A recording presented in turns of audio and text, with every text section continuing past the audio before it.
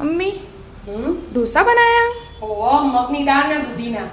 મગની દાળ અને દૂધી અને વેજીટેબલ વાળા. એકદમ હેલ્ધી ટેસ્ટી. કેવી રીતે બનાયા? એડ શીખવાડ્યું તને? હેડો. એનું અત્યારે બધાને દૂધી નહીં ભાવતી ને એટલે મેં દૂધીનું મસ્ત હેલ્ધી નાસ્તો બનાવું. મગની દાળ એકદમ હેલ્ધી અને દૂધી. જો 1 કલાક પહેલા એક નાની વાટકી મગની દાળ પલાળી દીધી હતી, થોડું ગરમ પાણી કર્યું. ગરમ પાણી ના કરો ને, ઠંડા પાણી પલાળે તો 2-3 કલાક પલાળી નાખવાની.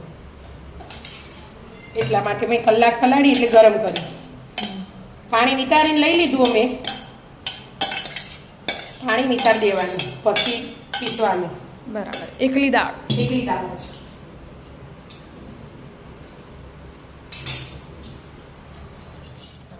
દાળ તો થઈ છે. દાળ બધી લઈ લીધી મેં. અને આ દૂધી એક નાની લીધી હતી મેં, દૂધી 250 જેવી. તો છોલી લઈ લીધી બધી. અને આદુ અને મરચાં. હવે આપણે જેટલું જોવો નાનું એટલું મીઠું એડ કરી દેવાનું. અને જીરું 1 ચમચી નાની. હવે પાણી એડ કર્યા વગર આને પીસી લેવાનું. દૂધીમાંથી પાણી છૂટશે ને એટલે પીસાઈ જાવ મસ્ત જાડું બેટર રાખવાનું ને એટલે પીસી લો તા. હા, પીસાઈ છે. હો બેટા પીસાઈ જાય. પાણી એડ નતું કર્યું તો એ થઈ ગયું બેટર બધું મસ્ત. મીઠું ને નાખ્યું.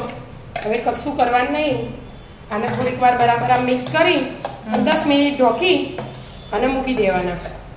2 મિનિટ મિક્સ કરી અને 10 મિનિટ ઢોકી દેવાનું. બરાબર. અને મૂકી દો. 10 મિનિટ રાખીએ એટલા આ વેજીટેબલનો આમાં હા, આ ઢોકીને મૂકી દીધું આપણે. અને મેં આ શાક ને મોટું સમારીને તૈયાર કર્યું. ડુંગળી, કોબીજ, કેપ્સિકમ, ગાજર, આદુ અને મરચાં. બધાને ઘરમાં જે ખાતા હોય ને એ શાક એડ કરવાનું. હવે આ ચીલી કટરમાં બધું એડ કરી દેવાનું હાથે જ. બધું થોડું હોય ને એટલે અલગ રાખવાની જરૂર નહીં.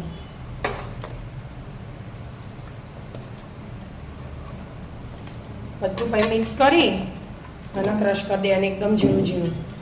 બરાબર.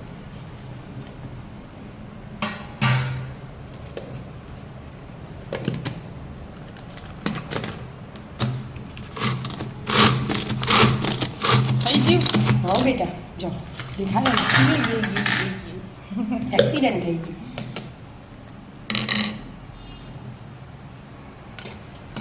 મસ્ત થઈ ગયું. હા, ઝીણું થઈ ગયું.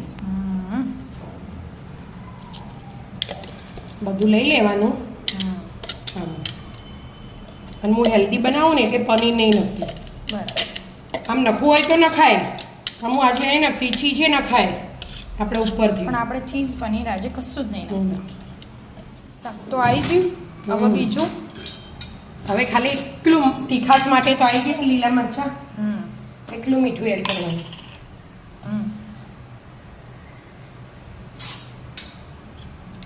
એક સ્લાઇડ જ ઉપરથી નાખી જ છે. અને ઉપરથી ચાટ મસાલો ભભરાવાનો. એટલે મેં થોડુંક જ મીઠું એડ કર્યું, નહીં તો પાણી છૂટે આમાં. બરાબર. એટલે આપણે જે પેપર બનાવીએ ને એ કડક બને ને, પણ આમાં પાણી હોય ને તો બરાબર કડક બને ના. એટલા માટે. આને 10 મિનિટ થઈ જાય ખીરાનું એટલે મેં તવી ગરમ કરવા મૂકી દીધી. ઢોસાનો તવો મૂકી દીધો છે. હા, જો મસ્ત ધાણા એડ નહીં કરવાના મમ્મી? હા, ધાણા કરવાના. વાતોના વડા થઈ ગયા તો. ધાણા એડ કરવાના. અત્યારે પનીર અત્યારે એડ કરી દેવાનું કરવું હોય તો. આપણે નથી કરવું એટલે વિદ્યાને ખાવા થાય ને એટલે પનીર વિદ્યા ખાતી નહીં કઈ. હેડો એટલા માટે ટેમ્પરેચર પર લાવી દો ઢોસાનો તવો. થોડીક વાર ગરમ થવા દો. થઈ જ જશે.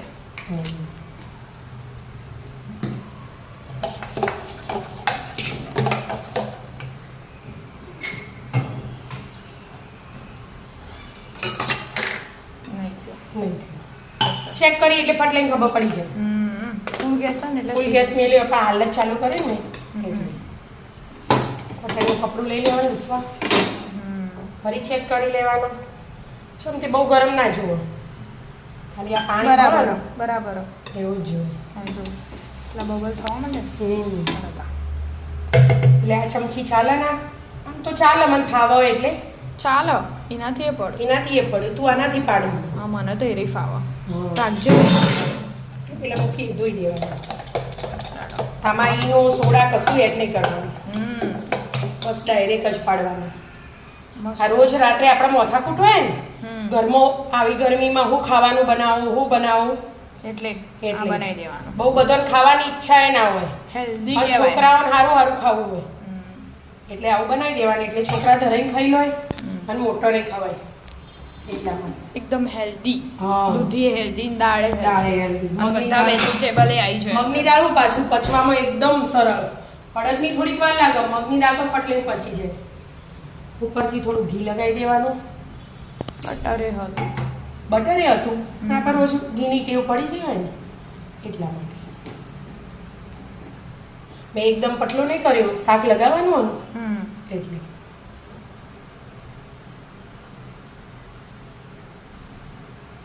આખામાં પાથરો એના પહેલાથી જ પાથરી અડધામાં પાથરો પેલાથી પાથરી. હા ચાટ મસાલો નાખી દે એટલે ભેગું ભેગું મિક્સ થઈ જાય.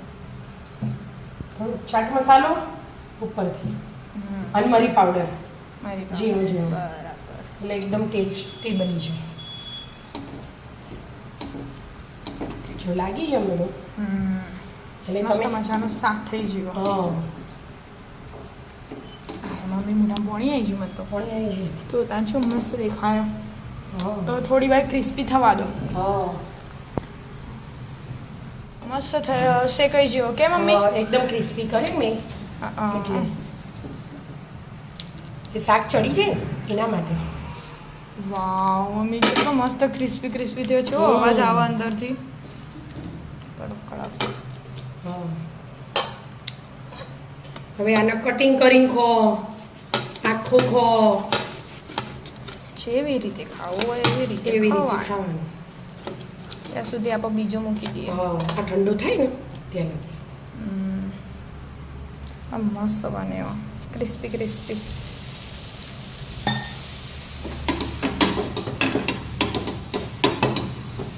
શ્યામુભાઈ આયા કે મમ્મી તું બનાવું મેં કીધું ઢોસા બનાવું કે મારે ચીઝવાળા બનાવજે આ મેં બેટર પતલું નહીં કર્યું એમના એમ જ રાખ્યું જેવું હતું એવું. હા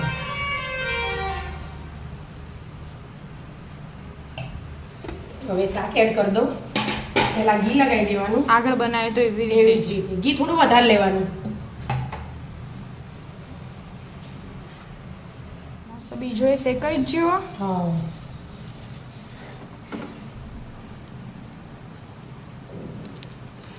એ મસ્ત ક્રિસ્પી ક્રિસ્પી અવાજ તો આવો. ધીમા ગેસે શેકીએ ને એટલે ક્રિસ્પી જ થાય બરાબર. કટિંગ કરી દેવાનું અને શ્યામુભાઈને આપીએ. શ્યામુભાઈને કે ચીઝવાળા નહીં આ તો હેલ્ધી કહેવાય કે ચીઝ ના ખાવ. એટલે